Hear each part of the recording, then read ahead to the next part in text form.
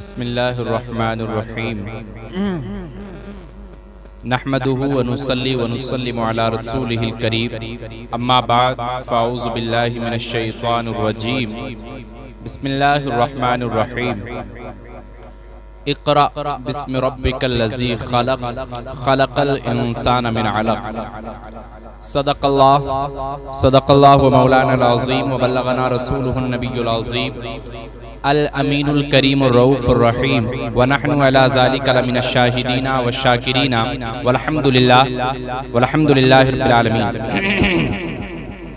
हज़रात, मैंने खुतबाए मसनूना के बाद अल्लाह रब्बुल इज़्ज़त के मुक़द्दस कलाम से उस आयत मुक़द्दसा को पढ़ने का शरफ हासिल किया जो कुरान अज़ीम में नाजिल होने के एतबार से कुरान पाक की फर्स्ट आयत है और कुरान पाक की वो आयत जिस पर दौरे हाजिर के साइंसदान और गुजरे हुए गुज़श्ता ज़माने के भी तमाम तर ज़हीन और विद्वान लोगों ने जिस पर सबसे ज़्यादा अपने जहनी घोड़ों को दौड़ाने की कोशिश की हो, मैंने कुरान की उसी आयत को अपने मौजू का टॉपिक बनाया और मैं आप हजरात से ये गुजारिश करता हूँ, मैं आप तमाम अहबाब से इल्तिमास करता हूँ, गुजारिश करता हूँ कि आप तमाम हजरात मेरी इस मुख्तसर गुफ्तगू को निहायत ही गौर व फिक्र के साथ जहन नशी करें और उससे कबल मैं मुनासिब ही नहीं बल्कि ज़रूरी समझता हूँ कि एक मरतबा हम तमाम लोग सैयद आलम हुजूर अकरम सल्लल्लाहु अलैहि वसल्लम की बारगाह में एक मरतबा दरूद पाक का नजराना बांदाज़े गुलामाना पेश करने बुलंदाबाद से पढ़ने अल्लाहुम्मा सल्ली अला सैयदना मौलाना मुहम्मद मुबारक वसल्लम सलातु वस्सलाम अलैका या रसूलल्लाह सल्लल्लाहु तआला अलैहि वसल्लम।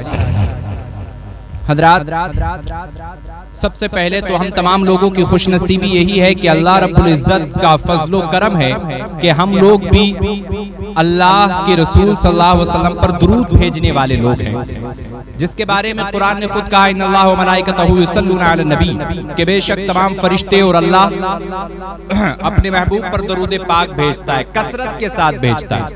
तो अल्लाह का बड़ा शुक्र है कि हम लोगों को अल्लाह रब्बुल इज़्ज़त ने दुरूद व सलाम भेजने वाले लोगों में रखा है, वरना ऐसे भी लोग दौरे हाजिर में कसीर तादाद में हैं जो अपने आप को दीन के अंदर शुमार करते हैं, लेकिन उनके मुकद्दर में जो है ये बेहतरीन नेमत और ये सादत उनको हासिल नहीं हो सकी कि वो सैयद आलम पर दुरूद पाक का नजराना भेजे। और आला हजरत तो मेरे नबी सर करीम सल्लल्लाहु अलैहि वसल्लम के बारे में कहते हैं कि जिनके तलवों का धोबन हो आबे हयात है वो जाने मसीहा हमारा नाम। तो उस नबी की बारगाह में दुरूद पढ़ना ये यकीनन हमारी किस्मतों की महराज है, जिसके बारे में मेरे इमाम फरमाते हैं, जिसके बालों के बारे में इमाम आला हजरत फरमाते हैं कि तेल की बूंदें टपकती नहीं बालों से रजा, सुबह आरिस पे लुटाते हैं सितारे के। उस नबी अकरम सल्लल्लाहु अलैहि वसल्लम की दुरूद पाक में बारगाह में दुरूद पाक पढ़ना और पढ़वाना ये हमारी किस्मतों की महराज है, जिसके बारे में सरकार आला हजरत ने फरमाया कि दूरो नजदीक से सुनने वाले वो, दूरो नजदीक के सुनने वाले वो काने लाले करामत पे लाखों सलाम। तो ये हुजूर की कुव्वते समा है कि हुजूर सारे दुनिया के पैगाम को यकसा सुनते हैं और उलमा इकराम तो कहते हैं कि फरिश्ते हुजूर की बारगाह में दुरूद व सलाम लेकर के हाजिर होते हैं। तो मैं इस चीज पर गुफ्तगू नहीं करने वाला हूँ, हमको तो दुरूद पाक पढ़ना था एक मरतबा और हुसूल बरकत के लिए दुरूद पाक पढ़ने अल्लाहुम्मा सल्ली अला सय्यदना मौलाना मुहम्मद मुबारक वसल्लम सलातु वस्सलाम अलैका या रसूलल्लाह सल्लल्लाहु अलैहि वसल्लम। मेरे जहन में एक वाक़या आ रहा है और मैं आप तमाम हजरात को उसको सुना दूं इंशाअल्लाह। उसके बाद मैं उसी आयत की तरफ लौटूंगा जिसको मैंने अपनी गुफ्तगू का मौजू बनाया। एक मरतबा हजरत अबू बकर सिद्दीक रदियल्लाहु ताला अन्हु ने इस वाक़ये को रिवायत किया है कि अबू बकर ने कहा कि मेरे हुजरे में नबी अकरम सल्लल्लाहु अलैहि वसल्लम के 2 बाल मुबारक रखे हुए थे, 2 बाल हुजूर के मेरे कमरे में रखे हुए थे। तो अब जब मैं कमरे के अंदर जाता था तो मैं ये देखता था कि कुरान पाक पढ़ने की आवाज आती है मेरे हुजरे से, मेरे कमरे से, लेकिन पढ़ने वाला कोई नजर नहीं आता। मैं बड़ा ताज्जुब खेज और मुझे बड़ी हैरत होती थी कि कमरे के अंदर हाजिर कोई नहीं है लेकिन कुरान पाक पढ़ने की आवाज आती है। जब अबू बकर सहन में आते तो हुजरे से, उनके कमरे से जो है वो कुरान पाक पढ़ने की आवाज आती, दुरूद और सलाम पढ़ने की आवाज आती। अबू बकर सिद्दीक एक मर्तबा हुजूर की बारगाह में हाजिर हुए, अर्ज किया रसूलुल्लाह सल्लल्लाहु अलैहि वसल्लम, मैं देखता हूँ कि मेरे घर के कमरे में, हुजरे में अंदर कोई मौजूद नहीं है, लेकिन आवाज जो है वो कुरान पाक और दुरूद और सलाम पढ़ने की मुस्तकिल अंदर से हुजरे से आती रहती है। तो मेरे नबी ने फरमाया, अबू बकर, इन्नल मलाइकत यजतमिऊन अला शारी, कि बेशक फरिश्ते मेरे बालों के इर्द गिर्द जमा होने के बाद उन बालों के अदब व एहतराम की वजह से कुरान पाक की तिलावत और दुरूद व सलाम पढ़ते हैं। तो आप यहां से ये समझ लीजिए कि उस नबी की मकाम, शान और रुतबे का आलम क्या होगा, जिनके बालों के रुतबे का आलम यह है कि अल्लाह रब्बुल इज्जत ने फरिश्तों की एक जमात मुकर्रर कर दी कि तुम मेरे महबूब के बालों के इर्द गिर्द बाजमात खड़े होकर के दुरूद और सलाम और कुरान पाक की तिलावत करो। तो दौरे हाजिर में आप ये रिवायत जो अबू बकर सिद्दीक ने खुद अपनी जबान से नकल की और सही मुस्लिम से इसका हवाला है, तो आप उन लोगों को ये बात बताएं कि भाई आप कैसी बात करते हैं कि हुजूर के बराबर हम लोग हो सकते हैं, या फिर हम जो है अगर मेहनत करें तो उस इल्म को हासिल कर सकते हैं जो हुजूर ने अपनी जिंदगी में इल्म हासिल किया है, या हम उस मनसब पर पहुंच सकते हैं। अरे भाई, दौरे हाजिर में आप देखिए कि अगर हमारे नाई सर के बाल अगर मूंड दे तो उनको नालियों में बहा दिया जाता है, कोई पूछने वाला नहीं, लेकिन यहाँ हुजूर के बालों के सामने जमाते खड़े होकर के कुरान पाक की तिलावत और दुरूद व सलाम पढ़ना, तो ये एक मोतबर जवाब हो सकता है उन लोगों के लिए। फिर अगली बात, कुरान पाक की पहली आयत मैंने पढ़ी, इक़रा बिस्मि रब्बिकल लज़ी खलक़, जिसका जो है वो मुख्तसर तर्जुमा और इसी में मफहूम भी शामिल है। अल्लाह रब्बुल इज़्ज़त कहता है कि पढ़िए और पढ़िए अपने रब के नाम से। और हजरत जिब्राइल वही की सूरत में इस आयत को जब पहली बार हुजूर की बारगाह में लाए तो अल्लाह के रसूल सल्लल्लाहु अलैहि वसल्लम ने फरमाया, मा अना बिकारी, मैं पढ़ने वाला नहीं हूँ। जिब्राइल ने दोबारा कहा, हुजूर इक़रा पढ़िए, लेकिन हुजूर ने कहा, मा अना बिकारी, मैं पढ़ने वाला नहीं। तीसरी बार जिब्राइल ने कहा, हुजूर पढ़ें इक़रा, हुजूर ने नहीं पढ़ी। जब तीसरी मर्तबा जिब्राइल ने कहा, इक़रा बिस्मि रब्बिकल लज़ी खलक़, पढ़ें अपने रब के नाम से, तो फिर अल्लाह के रसूल सल्लल्लाहु अलैहि वसल्लम ने पढ़ना शुरू किया। यहाँ लॉजिक क्या है, आप इस चीज को समझो कि जब हुजूर से पहली बार कहा गया इक़रा पढ़िए तो हुजूर ने नहीं पढ़ा, दूसरी बार कहा गया इक़रा पढ़िए तो हुजूर ने नहीं पढ़ा, जब तीसरी मर्तबा कहा इक़रा बिस्मि रब्बिकल लज़ी खलक़, पढ़िए और पढ़ें भी अपने रब के नाम से। तो जब ये कहा कि अपने रब के नाम से पढ़ें तो हुजूर ने पढ़ दिया। तो गोया के पहला सबक और पहला पैगाम जो हमें इस वाक़ये से मिला वो ये कि जिंदगी में हर इंसान को पढ़ना बहुत जरूरी है, चूंकि कुरान की पहली आयत जो है वो इंसान के इल्म को, इंसान के ज़हन को इल्म की तरफ आकर्षक करती है कि पढ़िए। लेकिन हाँ, पढ़ने के साथ जो एक चीज जरूरी है, चूंकि जिब्राइल ने 2 मरतबा कहा था ना इक़रा, हुजूर पढ़े, लेकिन जब तीसरी मरतबा कहा इक़रा बिस्मि रब्बिकल लज़ी खलक़, पढ़िए अपने रब के नाम से, तो हुजूर ने फिर पढ़ना शुरू किया। तो यहाँ से हमको ये भी पैगाम मिला कि हर इंसान को दुनिया में आने के बाद पढ़ना तो है, लेकिन अल्लाह के नाम से पढ़ना है, ये भी जरूरी है। चूंकि जब हुजूर से कहा है ना इक़रा पढ़िए तो हुजूर ने नहीं पढ़ा, जब तीसरी मर्तबा में कहा इक़रा बिस्मि रब्बिकल लज़ी खलक़, पढ़िए अपने रब के नाम से जिसने तख्लीक फरमाया, तो फिर हुजूर ने पढ़ लिया। तो अब ये जरूरी है कि हम पढ़ें और पढ़ें भी अल्लाह के नाम से, हम लोगों पे ये भी जरूरी है। अब आज जो सबसे अहम बात है वो यह है कि पढ़ना क्या है, इस चीज पर हम गौर व फिक्र करेंगे। और मैं आपको बता दूं, दौरे हाजिर का सबसे मुश्किल काम यह है कि पढ़े लिखे इंसानों को चुन करके एक तरफ करना या अनपढ़ लोगों को एक तरफ करना। चूंकि हर आदमी अपने आप को पढ़े लिखों में शुमार करता है, हर आदमी जो है पढ़े लिखों में अपने आप का शुमार करवाएगा, अनपढ़ लोगों में नहीं। लेकिन हकीकत में पढ़े लिखे लोग कौन होते हैं मैं वो आपको बताता हूं। इल्म जिनके पास है जाहिर है वो पढ़े लिखे। अब इल्म क्या है हम लोग इस पर बात करेंगे, चूंकि भाई पढ़ा लिखा तो वही होगा ना जिसके पास इल्म होगा, इल्म से आदमी अलीम बन जाता है। तो अब इल्म क्या है हम ये समझेंगे। तो उलमा इकराम का इस चीज पर इत्तेफाक है कि दुनिया में जितने भी सब्जेक्ट आए, जितने भी सब्जेक्ट्स हैं उनके जो सिलेबस हैं, और दुनिया में जितनी भी किताबें हैं और जितने भी फन हैं, उनमें सब में इल्म की तारीफ जो है वो अलग अलग की गई। लेकिन उलमा ने इस बात पर इत्तेफाक किया कि हजरात मनातिका ने जो इल्म की तारीफ की वो बहुत ही मुदल्लल और मुफस्सल और जामे और माने तारीफ। वो लोग कहते हैं कि इल्म एक ऐसी रोशनी है कि जिसके दायरे में जब कोई चीज आए तो वो मुनकशिफ हो जाए, यानी कि इल्म के बीच और इल्म जब अपने घेराव में, इल्म जब अपने अहाते में किसी चीज को ले लेता है तो वो उसको मुनकशिफ कर देता है, खोल देता है। और इल्म का मतलब यही होता है कि इल्म के जरिए आपके थॉट प्रोसेस इतने बेहतर हो गए हैं कि आप हर चीज को समझने का, समझाने का मादा आपके अंदर पैदा हो गया, यही इल्म है। तो अभी हमने इस चीज को जान लिया कि इल्म किसे कहते हैं। पता चला कि इल्म एक ऐसी रोशनी है जिसके दायरे में दुनिया की अगर कोई भी चीज आए तो इंसान को उसके बारे में शऊर हासिल हो जाए। अब हदीस में इल्म को नूर भी कहा गया, अल इल्मु नूरुन, इल्म नूर है। अच्छा अब यहाँ सवाल पैदा हो जाएगा कि भाई इल्म नूर है तो फिर नूर क्या है? तो कुरान दुनिया की सबसे बेहतरीन किताब, वन ऑफ द बेस्ट किताब है कुरान अजीम दुनिया की। और भी आसमानी किताब है लेकिन Quran biggest of the world. Only सिर्फ कुरान ही ऐसी किताब है जिसके बारे में शेख अब्दुल हक मुहद्दिस देलवी फरमाते हैं कि 32,000 से ज्यादा उलूम व फनून कुरान मजीद अपने दामन में छुपाए हुए। तो जाहिर है कुरान ने कहा कज्जाकुम मिनल्लाहि नूर। मैंने आपको पहले बता दिया ना, इल्म एक ऐसी चीज है जिसकी दायरे में जब कोई चीज आए तो मुनकशिफ हो जाए। फिर हदीस में इल्म को नूर कहा गया और कुरान ने कहा कज्जाकुम मिनल्लाहि नूर के नूर जो हैं वो मुस्तफा हैं। ये कुरान से वाज़ेह, ये कुरान से साफ हो गया कि नूर मुस्तफा है। अब ये जान ले कि इल्म नूर है और नूर मुस्तफा है, तो गोया के इल्म नाम है नबी को जानने का। जो इंसान नबी को जान लेगा, नबी को पहचान लेगा, वही इंसान आलिम कहलाने का मुस्तहिक होगा। तो सबसे पहले तो आप ये जान लें कि आलिम होता कौन, पढ़ा लिखा होता कौन? जिसको मुस्तफा के बारे में जानकारी हो, जिसको बानिए तालीम के बारे में जानकारी। क्योंकि अगर समाज के अंदर शिक्षा, इल्म, अगर ज्ञान इतना आम हुआ है आज दौरे हाजिर में, तो जाहिर है ये मुस्तफा की देन है।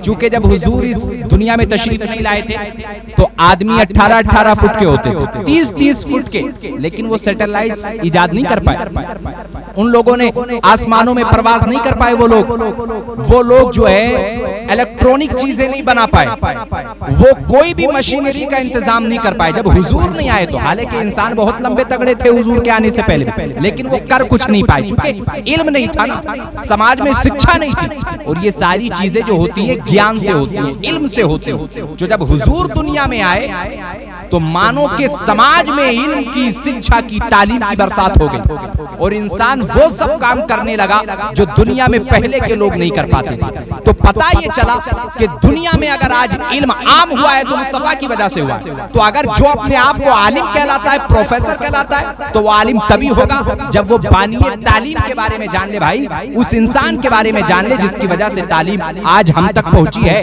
उसके बारे में जब हम जान लेंगे तभी तो आलिम बनेंगे।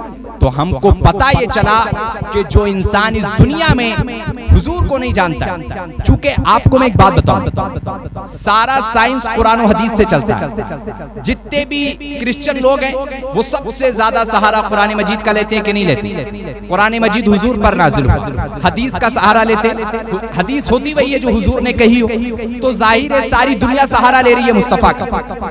तो मुस्तफा के बारे में जो जानेगा वही आलिम है। ये बात आप अपने ज़हन में रख लें। अब अगली बात ये है कि जिसने मुस्तफा को नहीं जाना वो आलिम नहीं हो सकता। चाहे कितनी किताबें लिख ले, दुनिया में उसको कितनी महारत हासिल हो, चाहे वो अपने आप को कितना ही बड़ा मुफ्ती, मुहक्किक, मुदब्बिर, मुफस्सिर, बड़े से बड़ी यूनिवर्सिटी का प्रोफेसर अपने आप को कहलवाता हो, लेकिन अगर वो मुस्तफा के बारे में उसको ज्ञान नहीं है, बानिए तालीम के बारे में ज्ञान नहीं है, तो समझ लीजिए वो आलिम नहीं है, वो प्रोफेसर नहीं है। फॉर एग्जाम्पल अशरफ अली थानवी, जिसको दौरे हाजिर की एक जमात हकीमुल उम्मत का लक़ब देकर के पुकारती है अशरफ अली थानवी। बहुत सारी किताबों का राइटर रहा ये आदमी, लेकिन हुजूर को नहीं जाना। हुजूर को इसलिए नहीं जाना क्योंकि इसने कहा कि अगर आप मेहनत करो तो हुजूर के मनसब को आप भी पा सकते हो। हुजूर हमारे बड़े भाई की तरह है। इस आदमी ने ऐसे अल्फाजों का इस्तेमाल किया, तो ऐसे अल्फाजों से हमको पता क्या चला कि ये आदमी नबी को नहीं जान पाया।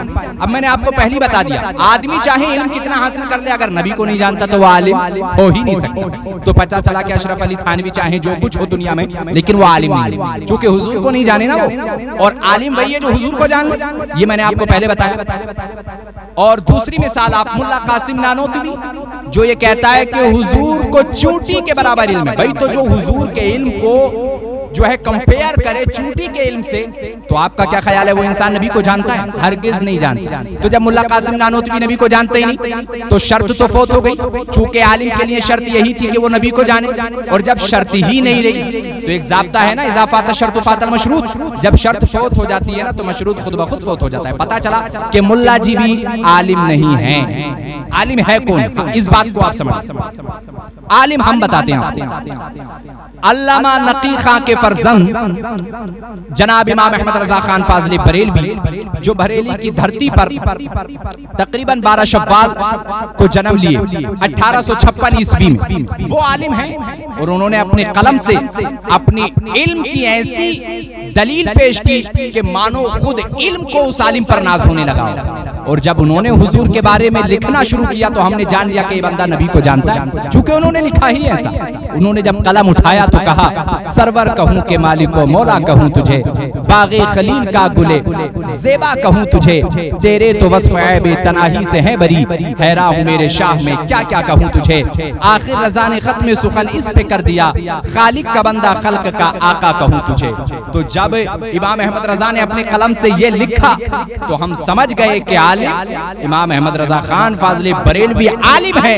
और ये तमाम लोग जो हुजूर के शान पर, हुजूर के मकाम पर, हुजूर के इल्म पर अंगुश्त एतराज का दखल करते हैं, तो हमने जान लिया कि ये लोग आलिम नहीं। और इमाम अहमद रज़ा खान फाज़ले बरेलवी को आप देखें, आलिम थे वो, तभी उन्होंने दुनिया के बड़े बड़े साइंसदानों का जवाब दिया, दुनिया के बड़े बड़े तोबा का, बड़े बड़े तबीबों का और बड़े बड़े डॉक्टर्स का इमाम अहमद रज़ा खान फाज़ले बरेलवी ने जवाब दिया कि नहीं दिया?